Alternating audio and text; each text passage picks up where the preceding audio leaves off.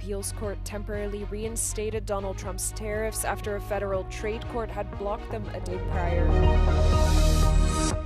Police charged Paul Doyle, the driver in the Liverpool vehicle ramming incident, with grievous bodily harm in addition to 6 other serious offenses.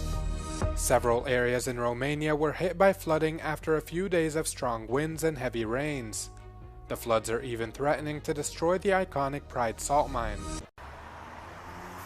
A federal appeals court temporarily reinstated U.S. President Donald Trump's sweeping tariffs after a federal trade court had blocked them a day earlier. Trump had invoked an emergency powers law to impose import taxes from almost every country in the world. A federal trade court ruled that Trump overstepped his presidential authority to impose such broad levies under the law. Trump's administration had appealed the decision, and a court of appeals have now granted an emergency motion and temporarily halted the order from the trade court. The decision provides the White House with additional time to defend the legality of the president's efforts to reshape global trade relations. Chinese students in the US are facing an uncertain future after Secretary of State Marco Rubio declared that some of their visas will be revoked. The policy will target individuals studying so-called critical fields and those with ties to the Chinese Communist Party, effectively stripping them of the right to pursue education at US universities. 但是我其实觉得这个不让留学生过去这个事儿不是特别的好，因为留学生其实在我看来是代表一个国家之间的文化交流。 The Chinese government has called the decision unreasonable, stating that it's lodged a protest with the US administration. The presence of Chinese students studying overseas has been a long-standing source of tension in US-China relations. During Trump's first term, China's Ministry of Education warned students about increasing US visa rejections and shorter durations. China is the second largest country of origin for international students in the US, behind only India. In 2023 to 2024, they made up roughly a quarter of all foreign students in the US.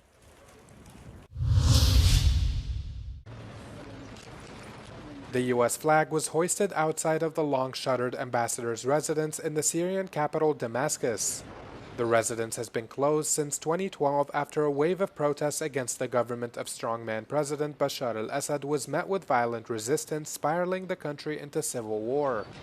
And although the U.S. has yet to officially reopen its embassy in Syria, the move signals a warming of relations between Washington and Damascus. The U.S. ambassador to Turkey, Tom Barrack, who was recently appointed a special envoy to Syria, visited Damascus on Thursday to inaugurate the residence. On his visit, he also met with Syrian President Ahmed al-Shara and attended the signing of an agreement between U.S., Qatari, and Turkish companies for the redevelopment of the country's electricity grid. The consortium of companies will develop 4 combined-cycle gas turbines as well as a 1,000-megawatt solar power plant. These projects, when completed, are expected to supply over 50% of Syria's electricity needs. The new deal comes after U.S. President Donald Trump has made a surprise decision to embrace the new Syrian government. Earlier this month, Trump announced the lifting of decades-old U.S. sanctions on Syria as he embarked on a tour of the Middle East to help the country's financial recovery. Russian overnight drones on Ukraine have killed 3 people and injured 27 across 9 regions, including Sumy, Kharkiv and Donetsk. Local law enforcement reported more than 2,000 strikes along the front line and in residential neighborhoods, causing damage to buildings and homes. Смотришь, как всегда, раз-два и все. 3. А он как начал, один за одним, и до 13-го раза. И 13-й летел, и где-то не взорвался. Упал просто и все. Ukrainian air defences claim to have intercepted 56 of the drones, 10 with firepower and 46 using radar or electronic warfare. An explosion was also reported in Russia's Stavropol, which the region's governor says killed the city's deputy mayor, Zor Gertsiev. The latest strikes follow a 3-day wave of aerial attacks by Moscow.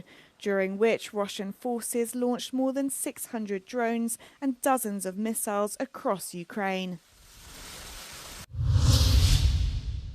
Israel says it plans to build 22 new Jewish settlements in the occupied West Bank, which will include the legalization of outposts already established by Israeli settlers without official Israeli government approval. The Israeli anti-settlement group Peace Now says the proposal includes legalizing 12 outposts, building 9 new settlements and reclassifying a neighborhood within a settlement as a separate one. The watchdog called the announcement the most extensive move of its kind since the 1993 Oslo Accords, which launched the Israeli-Palestinian peace process. The West Bank is home to 3 million Palestinians living under Israeli military rule. Most of the international community view Israeli settlements there as illegal and an obstacle to resolving the decades-old conflict. Despite this, Israel has accelerated settlement construction in recent years and has, since the outbreak of war in Gaza, escalated house demolitions and land seizures in the territory, forcing many Palestinian families to evacuate.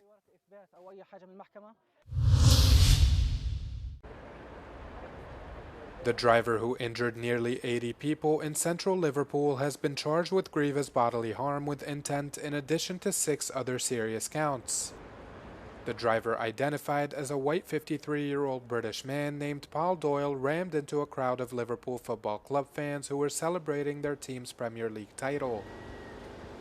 The Crown Prosecution Service has today authorised Merseyside Police to charge Paul Doyle, aged 53, from West Derby, Liverpool, with offences of dangerous driving, causing grievous bodily harm with intent, wounding with intent to cause grievous bodily harm, and attempting to cause grievous bodily harm with intent.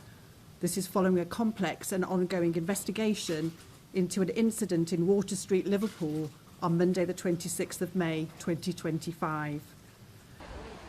Police say 79 people were injured, with at least 50 of them treated at hospitals, with victims ranging from 9 to 78 years of age. 7 people still remain in hospitals seeking treatment but are in stable condition. Officials say they believe Doyle dodged a roadblock by tailing an ambulance responding to a report of a person in cardiac arrest. Merseyside police investigators say the driver is believed to have acted alone and are not investigating terrorism as a motive.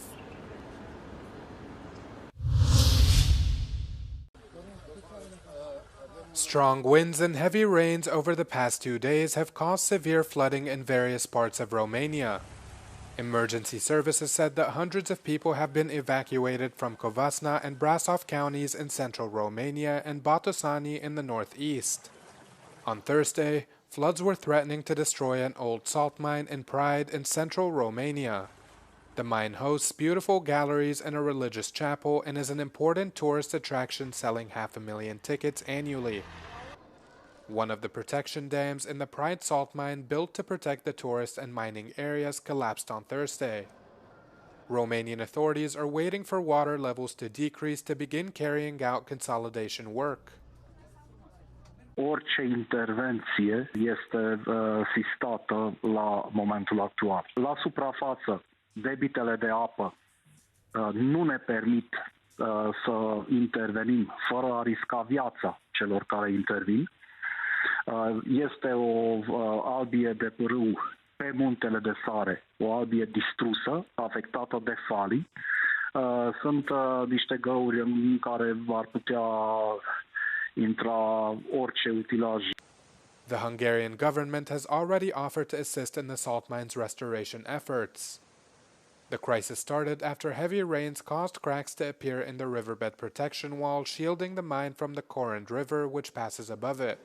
The water infiltrated the gallery networks of the mine, compromising its stability and the safety of underground facilities.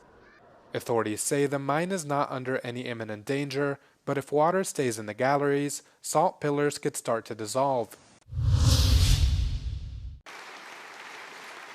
European Commission President Ursula von der Leyen has won this year's Charlemagne Prize, the continent's top award for those promoting European values. At the award ceremony in Aachen on Tuesday, the EU executive chief outlining the priorities for Europe over the coming years. Noch in dieser Dekade wird sich eine neue internationale Ordnung herausschälen. Wenn wir die Konsequenzen, die sich für Europa und die Welt daraus ergeben, nicht einfach hinnehmen wollen, dann müssen wir diese neue Ordnung gestalten. She emphasized the importance of securing peace through defense, promoting EU enlargement and safeguarding democracy while reinforcing Europe's resilience. Several heads of states and former laureates participated in the ceremony, including UK Prime Minister Keir Starmer, German Chancellor Friedrich Merz, Spain's King Felipe VI, and others. The International Charlemagne Prize have been awarded since 1950 to individuals or institutions for their services to Europe and the continent's unity.